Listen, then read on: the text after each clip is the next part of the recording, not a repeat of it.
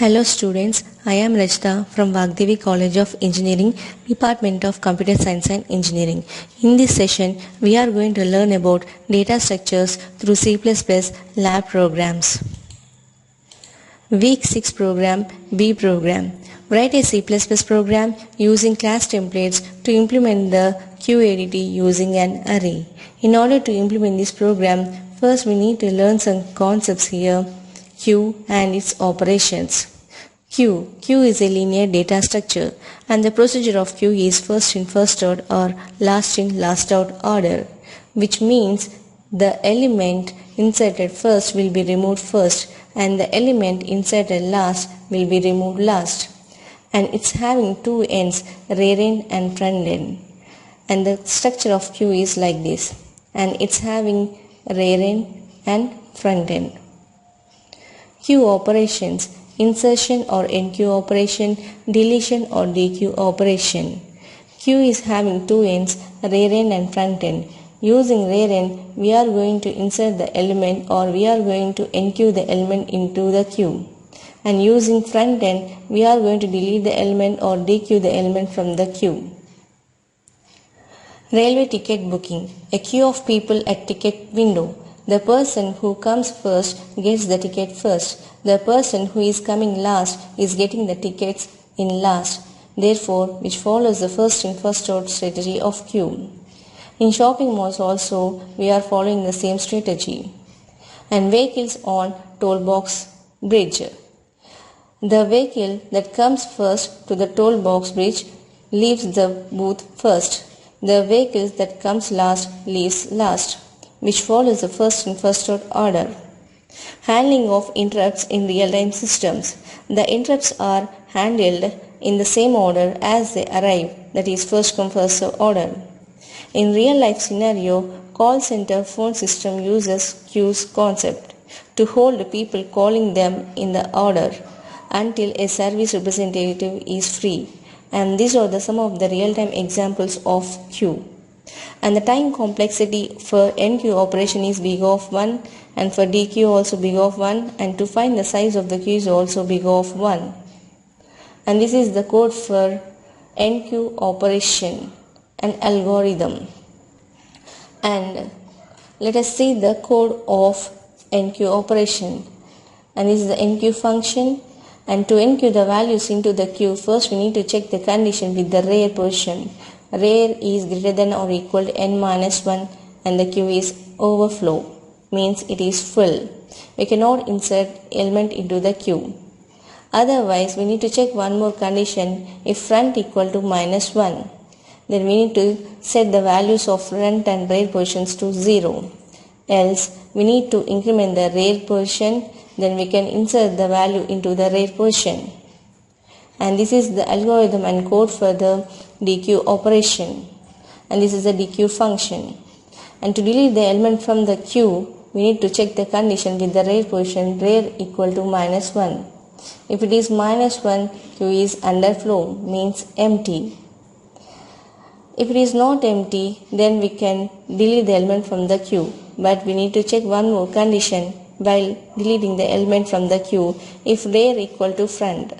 If both are equal, then we need to set the front and rear position to minus 1. If it is not equal to front and rear positions, then go to the else part. Simply we are incrementing the front values, then you can delete the element from the queue. And this is the code for display operation. And to display the values of a queue also, we need to check the condition with the rear position. If rear equal to minus 1, queue is underflow, means empty. It is not possible to display the values of queue. If the condition is false, then we can display the values of queue by using the for loop. Now let us see the animation of NQ operation. So before that, and these three conditions we need to check while entering the element into the queue. Now this is the queue and the name of the queue is Q letter and the queue size is 4 and we are implementing the queue using array and the array index starts from 0 and the size of the queue is 4 and the last element is n minus 1, that is 3. and this is the table to update the front and rear positions while entering the element into the queue. Now initially assume that the queue is empty. When the queue is empty, front and rear values are -1.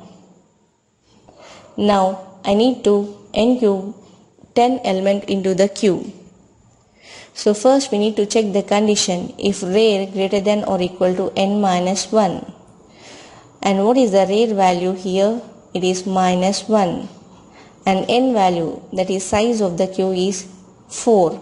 4 minus 1 means it is the last position of the queue, 3. So rear value is -1 and the n-1 value is 3. So that is -1 greater than or equal to 3. So condition is false. So it is empty, then go for the second condition. If front equal to -1, yes, front equal to -1, then we need to set the front and rear values to 0. So this is the condition when you are entering into the first element into the queue. Then we need to enqueue the 10 into the queue. Before that, set the front and rear positions to 0. Then you can insert the element into the queue. Now I want to enqueue one more element, 20. Now again check the condition. If rear greater than or equal to n-1, what is the rear value here? It is 0 after inserting the first element, and n-1 is 3. So 0 is greater than or equal to n-3, n-1, s. So it is not an overflow condition. Then go to the second condition. If front equal to -1, no, front is not equal to -1. Then go for the next part, else part. Simply increment the rear position. So what is the rear value here? 0. Now we need to increment the rear value with 1. Now in this position we need to enqueue the value. So before that, rear value is moving to the first index position, then you can enqueue the value. Then I need to enqueue one more element, 30. Again we need to check the condition.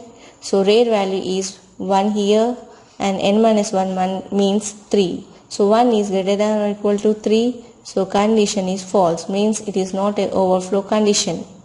Then go to the one more condition. If front equal to -1, no, front is 0. Then go for the else part here, rear plus plus, increment the rear value. Now in this index position we need to insert the value here. So before that, first we need to move to the second index position. Then enqueue the 30 element. Then I need to enqueue one more element, 40. So again check the condition. So rear value is now 2 and greater than or equal to 3. So it is not a condition. So it is not an overflow condition. Then go to the one more condition. If front equal to -1, no, front is 0. Then go for the else part. Simply increment the rear value and it is now 3. And in rear value position 3 we need to enqueue the value. So before that, the rear is moving to the index position 3. Then enqueue the value. Then I need to enqueue one more element, 50. Now check the condition. Rear, what is the rear value here? 3. And what is the n-1? 3. So 3 greater than or equal to 3. Now the condition satisfies. Now it is an overflow condition. Means now the queue is full. So one more element is not possible to enqueue into the queue. Now the size of the queue is full with the size -1. So like this we can enqueue the values into the queue. Now let us see the animation for the dequeue operation. Before going to delete the element from the queue, we need to check this condition. Now this is the queue with the name alphabet queue and the size of the queue is 4, and we are implementing the queue using array. An array index starts from 0 to n minus 1, that is size minus 1, 3. Now this is a table to update the front and rear values. Now the queue is filled with the elements 10, 20, 30 and 40. When the queue is full, the front value is 0 and the rear value is size minus 1. That is, front is pointing to the 0th location and rear is pointing to the last index position. Now in this example, the front is pointing to the 0 location and rear is pointing to the last location, that is index position 3. Now if you want to delete the element from the queue, the rear value will be fixed. Why? Because it is pointing to the last index position. Now rear values fixed, that is 3. Now I want to delete the element from the queue. Automatically the first element will be deleted. Why? Because it is first in first out. Now I want to delete the 10 element. Before going to delete the 10 element, first I need to check this condition. If rear equal to minus 1, so what is the value of rear here? 3. 3 equal to minus 1? No, condition is false. Now we are checking this condition for underflow. If this condition is true, the queue is empty, we cannot delete the element from the queue. Now the queue is full with the elements, this condition is false, then go to the another condition. If rear equal to front, so rear value is 3 here and what is the front value here? 0. So both are not equal. Then go for the else part. We need to delete the element from the queue. After deleting the element from the queue, we need to update the front value. Means we need to increment the front value. Now I need to delete this 10 element. So delete the 10 element. So 10 element will be deleted. Now we need to update the front values. So front value will be incremented by 1. Now we need to move this pointer to the next location, index position 1. Now I want to delete the one more element 20. Now first we need to check the condition. If rear equal to minus 1, rear value is 3 only, 3 equal to minus 1, condition is false, it is not an underflow condition. Then go for the next condition. If rear equal to front, so rear is 3, front is 1, both are not equal, then go for the else part. Delete the element from the queue, then increment the front value. So delete the 20 element. Then we need to increment the front value. So front value will be incremented by 1. Now it is pointing to the second location. Now we need to move this pointer to the second index location. Now I need to delete the one more element 30. Check the conditions. Rear value is 3 equal to minus 1. Condition is false. Then go for the one more condition. If rear equal to front, both are different, then go for the else part. So delete the element, then increment the front value. So delete the element 30 here. So after deleting the element, we need to update the front value. Now front value is incremented by 1. Now it is 3. Now we need to move this pointer to the next index location. Now front and rear values are now pointing to the same location, that is index position 3. Now I want to delete this 40 element. Check this condition. If rear equal to minus 1, rear is 3 here, it is not equal to minus 1, condition is false, then go for the next condition. If rear equal to front, yes, now both are equal. Now we need to set the front and rear values to minus 1. Why? Because after deleting this element, the queue is empty. So when the queue is empty, front and rear values are minus 1. So for that purpose, we need to set the front and rear values are minus 1. If front and rear are equal, after deleting this element, we need to update the front and rear values to minus 1 here. So when this situation occurs, if the queue consists of only one element, either it may be at the 0 location or first location or second location or any nth location, if the queue consists of only one element, so this situation arises. So both are equal, then we need to delete this element. After deleting the element from the queue is empty. Now queue values, that is front and rear values, are set to minus 1. Now both are equal. Now we need to delete this element first, 40. Now after deleting this 40 element, queue is empty now. Now we need to set the front and rear values to -1. Suppose I want to delete the element from the queue. Now check the condition. If rear equal -1, yes, now rear equal -1, -1 equal -1 condition is true now. Why? Because queue is empty now. No underflow condition occur. Now we cannot delete any element from the queue. Why? Because the queue is empty. Like this, we can perform the dequeue operations using array. Now let us see the execution of program. So this is the code for queue using an array.